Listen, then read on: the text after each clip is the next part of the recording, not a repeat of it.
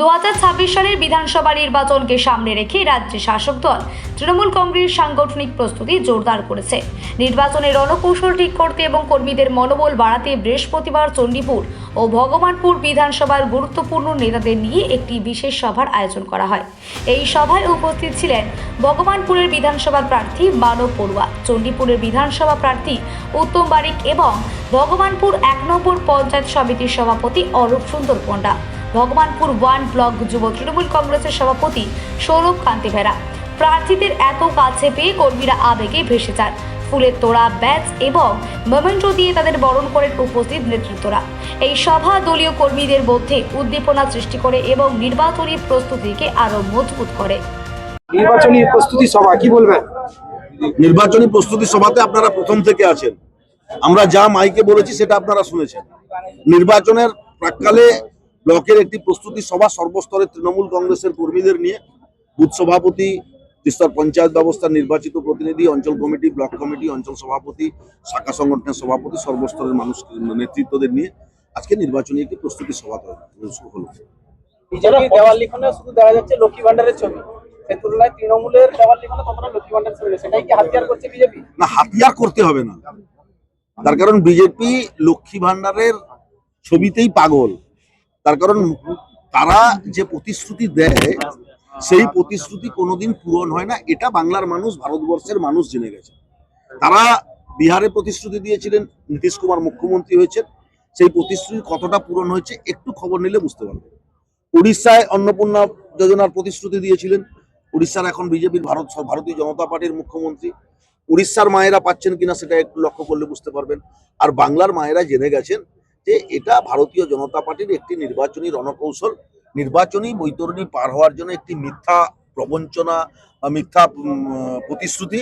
তার কারণ 2014 সালে নরেন্দ্র মোদীজি এই ভারতবর্ষের 130 কোটি মানুষের উদ্দেশ্যে যা যা প্রতিশ্রুতি দিয়েছিলেন একটিও প্রতিশ্রুতি পালন করেনি, একটিও প্রতিশ্রুতি পালন করেনি।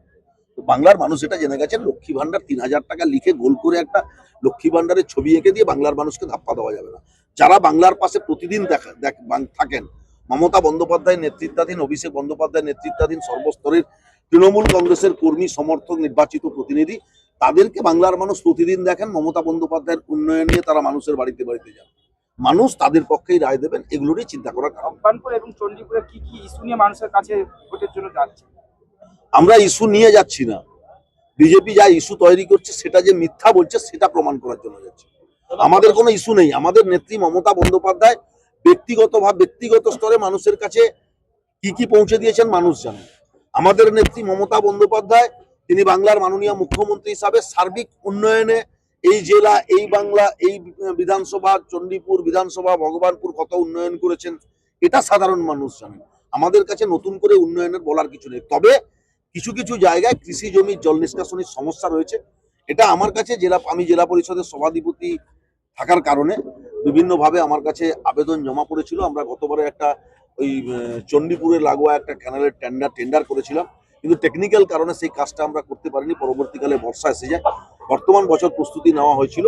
আমরা কিছু সময় পরে এই সমস্ত যে জল নিষ্কাশনের ব্যবস্থা অসুবিধা রয়েছে কৃষি যে জমিগুলোতে, সেই জল নিষ্কাশনের ব্যবস্থা আমরা আগামী 1 বছরের মধ্যে সম্পূর্ণ করব।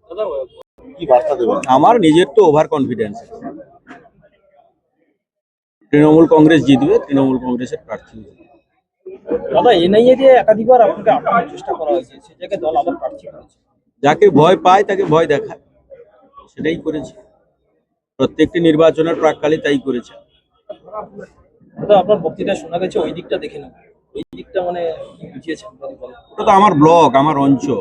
স্বাভাবিকভাবেই আমি তো বুথ থেকে, অঞ্চল থেকে, ব্লক থেকে সাংগঠনিকভাবেই আমি দায়িত্ব সামলে এসেছি। ওখানকার মানুষের সঙ্গে আমার পরিচিতি সাংগঠনিক পর্যায়ে যেমন রয়েছে, প্রশাসনিক স্তরেও ছিল। স্বাভাবিকভাবেই তাদের প্রতি যে আমার ভালোবাসা, আমার প্রতি তাদের যে বিশ্বাস, আস্থা, এই যে কনফিডেন্স, এটা থেকেই বলছি যে ওই পাশটাই আমি দেখি। ভগবানপুরেই প্রথমবারই টিকিট পেলেন। অনেকদিন থেকে আপনি কিন্তু পার্টি এতে সক্রিয়ভাবে মাঠে ছিলেন না, এখন কিন্তু সক্রিয়ভাবে আসছেন, প্রচার করছেন, ভোট করছেন। কি বলবেন? ছিলাম না, এসছি। দল আমাকে দায়িত্ব দিয়েছে, প্রার্থী করেছে, আমাকে 23-এর নির্বাচনে জেলা পরিষদের টিকিট দিয়েছে, 18 নির্বাচনেও টিকিট পেয়েছি জেলা পরিষদে, গুরুত্বপূর্ণ কর্মাধ্যক্ষ দিয়েছে। বর্তমান দল আবার আস্থা ভরসা রেখেছেন সাংসদ অভিষেক বন্দ্যোপাধ্যায়, আমাদের মুখ্যমন্ত্রী মমতা বন্দ্যোপাধ্যায় টিকিট দিয়েছে।